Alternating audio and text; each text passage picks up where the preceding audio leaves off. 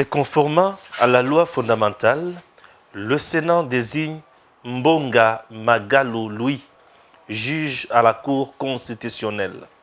Le Congrès réunissant le Sénat et l'Assemblée nationale aura bel et bien lieu ce lundi 23 mai au Palais du Peuple, siège du Parlement.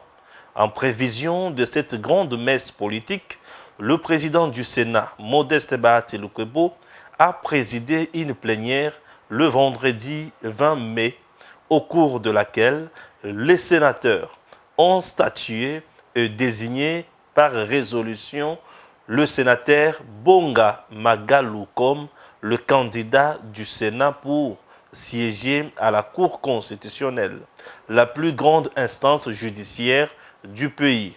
Il faut noter que c'est sur demande du chef de l'État et conformément aux dispositions de la loi fondamentale que le Sénat ou que le Parlement se réunira ce lundi pour désigner un candidat juge à cette haute cour. Le juge désigné va ainsi succéder au juge Polycarpe Mungulu, décédé en avril dernier. Pour rappel, selon la Constitution, sur les 9 juges qui composent la Cour constitutionnelle, 3 proviennent du Parlement. Actuellement, les juges Bokona, Wipa et Wasenga, qui siègent à cette haute cour pour les comptes du Parlement, ont été désignés par l'Assemblée nationale. Louis Bonga, désigné par le Sénat, va ainsi porter à 3 le nombre de juges désignés par le Parlement congolais pour raison d'équilibre. La plénière du Sénat a également, à l'instar de l'Assemblée nationale, voté le projet de loi portant autorisation de la prorogation de l'état de siège dans une partie du territoire national.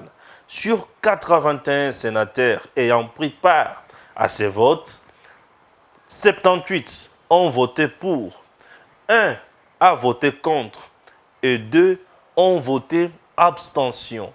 Cette loi a été ensuite transmise au président de la République démocratique du Congo pour promulgation. Jour toza na kati ya Kinshasa, mais lelo toza na kati ya Kawuka 2, toyebisaki bino que nzela ya Congo yango nde clé ya développement. On ne peut pas parler de développement sans qu'il n'existe pas des infrastructures socio-économiques de base. Et la première infrastructure socio-économique de base est nzela. Pourquoi? Parce que yango est favorisaka fluidité, il y a transport, il y a déplacement, il y a personne et de biens. Donc moto soka zali na moyen ya ko se déplacer te, moyen peu marchandise etambola ezalité, moyen peu commerce na ye to activité économique na ekende liboso ezalité. Lelo tozali kolakisa biso balabala oyo ezali na kati ya Kawuka 2 juste na école de la navigation boyebi yango. Donc soko za na coin ya avenue Victoire, école de la navigation au côté balabala oyo bemaka tina 20 mains. Mais nzela nini o état nini o nzela oyo ezwami, ça laisse à désirer eza na état moko ya mabe. Biso oyo tozwami lelo awa toye kolakisa bino pe to kuti ba jeune bazali kosala mosala to kosola bilenge wana bayebisa biso pourquoi ba se décider lelo kosala mosala oyo. Voilà, bozala branché na chaîne Nabino Edam TV officiel o to ali kolobela lolenge kani ya kotombolisa ekolo Congo. Tomoni yo lelo na avenue des écoliers na kati ya Kawuka 2 na commune à Kalamou, salongo avec Bilenge. Pourquoi avoir attendu pendant si longtemps pour que vous s'engagiez dans la démarche? Bozeli pendant longtemps, pourquoi? En fait, merci beaucoup pour la question, madame. Tozeli pendant longtemps. C'est-à-dire que l'opération est la première fois que salongo na kati ya commune ya ville à Kinshasa. Biso souci na biso ezali ya ko entretenir environnement na biso parce que musala oyo ezali musala ya gouvernorat provincial ya ville ya Kinshasa. Si vous voyez ozomona tozoluka ko fongola nzela po to évacuer mai parce que so totali awa esika totelemi to ana likolo ya bakanivo mais bakanivo wana eza bouché. C'est pour cela to lancaki opération longola bosoto partout kino nyonso avande. Tosala ngona cadre na ça tosala ngona 24 communes ya ville ya Kinshasa Congolais nyonso, Kinois nyonso prendre conscience ayeba ete ke bopeto ezali etumba na biso nyonso. Environnement na biso eza tellement salité, yango mutezo causer biso ba maladie ebele. To lancaki opération na kata Kauka. Na osenga na ba leader nyonso ya ville ya Kinshasa batika la simate. Opération oyo moto nyonso place azwami asala rango na coin na ye poto bongisa environnement na biso. Bon, toujours initiative au sein de Oyo, premièrement, tu as natif à Kauka. Pour route, tu as première entrée à Bissau à Kauka D et qui n'a assisté à 20 mai. Donc, nous sommes à côté de la partie de la première route secondaire après sa victoire. Tout le monde qui a venu baby, Maï Vandi, terrasse Bouchard, tout ça, la Zate. Donc, se concentre entre Bissau et natif à Kauka, toujours le samedi, ça la salon où il y a Nzela autobus à Bissau. Pour le monde qui cause à Batumabe. Biso to une station ya mutu moko te muta politique te biso moko ba tovana na quartier awa yo to une station to musanzana biso ah yo biso so yango naza natif à Kauka te mais na sali plus de 30 ans na Kauka. Plus de 30 ans na Kauka. Nzela oyo komi na état ondenge nini? Nzela oyo komi na état oyo par manque ya canalisation ya mai. Depuis quand et comment boy? Eumeli depuis ba régime eleki. Depuis ba régime eleki. Oui. Mais comment botikala jamais qu'on soit initiative ya ko aménager avenue o? Tozwa ba initiative bambala ebele. Mais étant Nzela komi ezo senga bangé ya minene. Par exemple ba canalisation ba eglo ba sali eza bouché. Na maboko teneka bambala mbala mais esimbate. Et dans moment oyo pour que Nzela o ezonga na état, qu'est-ce qu'il faut concrètement? Bon, il faut ba dirigeant, ba responsable, ba charge na bango na maboko. Puisque pour ezonga ndenge ezalaki ezosenga banje toyokaki ke bakoréhabilite yango mais banda baloba ezoumela yango wana biso totelemi po tosala ne fiske koévacue bamai na badéchet babiloko oyo ezawa puisque biso nde toza bavictime ya liboso biso nde tovandi en face ya baimondise bastagnation ya mai oyo eza place wana. Mais monsieur, apparemment vous êtes victime, c'est comme si vous êtes une victime provocatrice puisque les déchets sont Nzela oyo. Aucune autorité à reboire Kayango. Les abino ba obo vendre na kata Kauka nde boboka la salité. Effectivement, ils en déwana. Biso d'autre part, tous en a responsabilité na biso, ba dirigeant paye d'autre part, ba na responsabilité na bango. Mais robandana la responsabilité première o eza ya bino. Nini population ya Kauka. To ba occupant ya avenue oyo, bosala ka pour que venir na bino eza la peto. Puisque to kuti ba déchet. Ya liboso to komaki tokutanaki na ba responsable tolobaki. D'ailleurs image ekoleka ko za peut-être 20e ou bien 30e image oyo ya kosala. To sala nyos to moni ke bazo yate. C'est par là biso moko tozui initiative ya kosala oyo tozo sala lelo.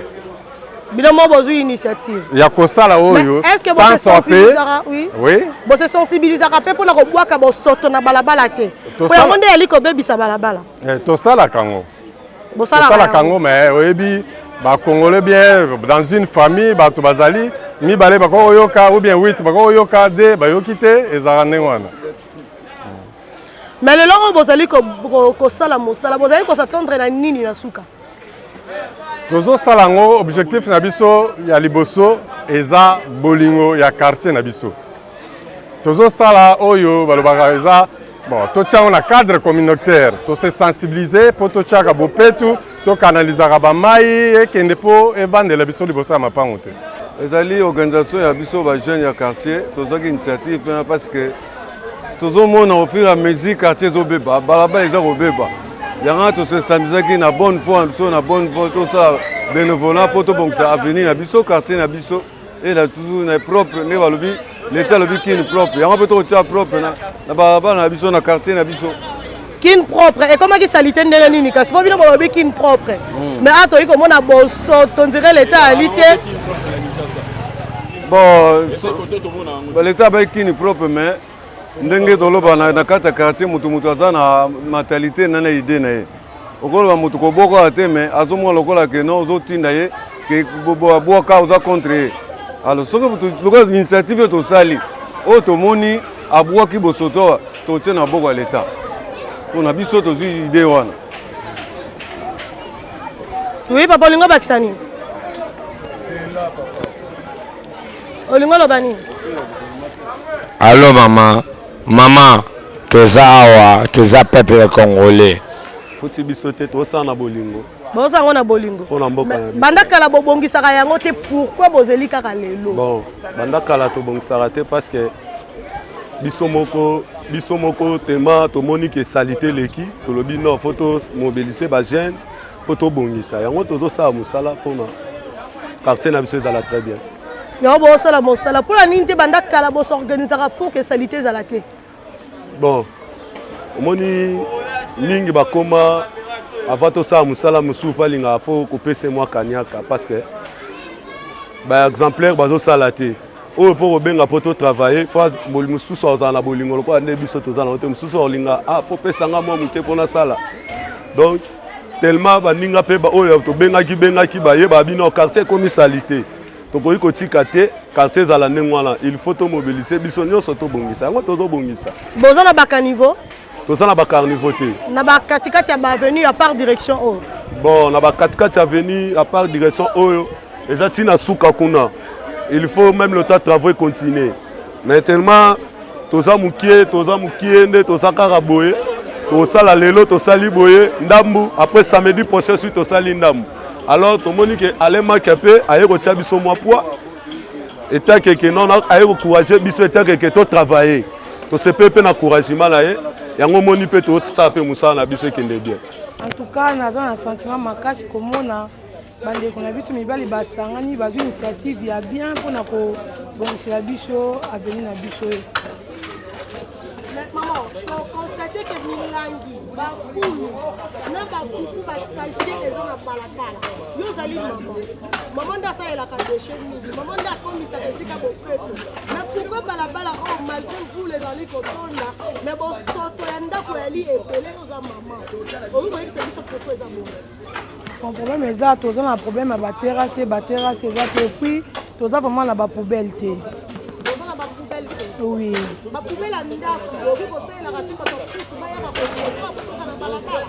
bapoubele ya ndako ezali ma ya des endroits osoyebi ke matiti etondi na ndako fo bakende kobwaka yango awa biso na kauka tozala na baendroit wana te basite oyo batiaka mpona bapoubele wana na kauka ezalaka te bon bata pusu balekaka na bango bafutaka bambongo bapesaka babwaka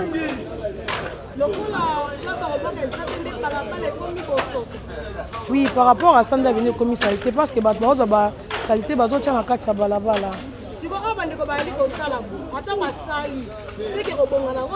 ke eza initiative ya bien kobonga tochange de mentalité toyebake to rendre quartier na biso propre voilà tolandi ndenge bilenge basali salongo epa na bango ndenge ndeko alembaki alobi tolongola bosoto puisque en réalité biso nde batopolwaka population nde polwaka tomoni nzela ekufi mais kasi bosoto eyali ebele nde nabwakaka c'est la population tokosenga mpe na ndeko alembaki bobongisa kaka te mais bosensibiliser population balabala eyali poubelle te eyali poubelle te c'est déjà notre travail voilà lokola ezali bongo ekozala vraiment malamu bokoba na yango tosoutenir bilenge nyonso maye nyonso ekosalama na ntina ya kotombola Congo po ete toyebi ke soki bainfrastructure socio-économique de base ezali na eta malamu te Congo mpe économie nango ekotombwama te nzela nde ezali fongola ya botombwami ya nkita na biso tokomi na suka bandeko balandi tondi bino na ndenge bosili kosoutenir